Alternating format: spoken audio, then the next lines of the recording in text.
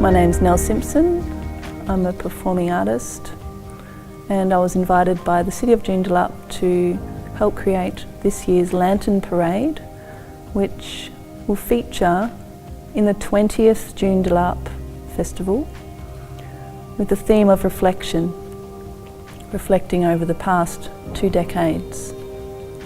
So when I got together with Rebecca Bradley, who's co-creating the theme and the story with me for the Lantern Parade, we looked around Joondalup to see what we thought was one of the most striking aspects of the city, and we decided to us that it was the lake. We wanted to create a story that was universal, so we decided to make it about the preciousness of water, and we made a story around the lake.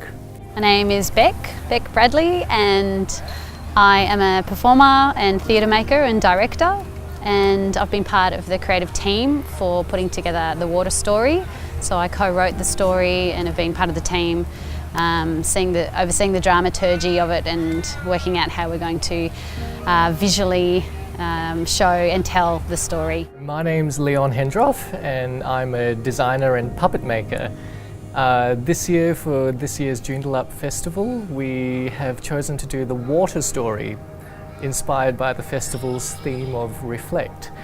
My involvement has been to design most of the parade elements, including working with groups from various schools and community groups to make different puppets and lanterns to help tell this story. My name is Jamie Cant. I'm Head of the Arts at St Mark's Anglican Community School, and my involvement in the Twilight Lantern Festival has been to coordinate all arts subject areas, working with students towards producing items that are appropriate, relevant to the festival this year. And it's been a real privilege to work with like-minded people, working together in an arts community to connect our students and other students from other schools to a wider arts community and to a general audience. This year we've got various kinds of puppets, some created by school groups. We've got flocks of black cockatoos, we've got cracked earth, we have rain clouds, we've got giant tumbleweeds, all to help tell this story of the water story. We had a look around Joondalup and we thought one of the most beautiful aspects of Joondalup, which the city is built very close to, was the lake, Lake Joondalup. And we looked into the history of the lake and what had happened to the lake over the last 20 years.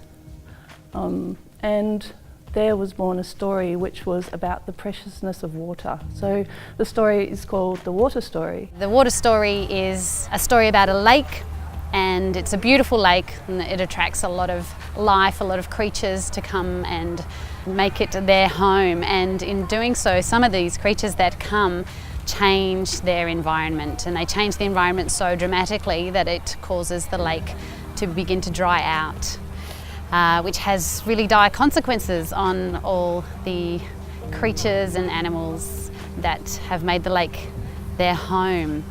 So when the lake dries out, the moon that comes every night and sees its reflection in the lake sees that the lake has dried and can no longer see her reflection, and in quite a narcissistic fashion becomes very, very saddened by the fact of seeing the lake so dry.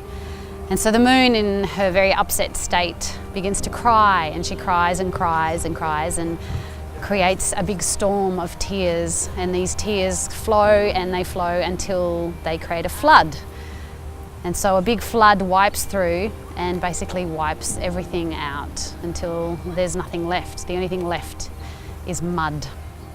As with every cycle, and we see how life is such a powerful force, it begins the process of renewal. So little by little we begin seeing regrowth occurring through the mud, and with the regrowth comes the creatures and the critters and the animals begin coming back to the lake, and the bigger creatures slowly begin coming back to the lake as well.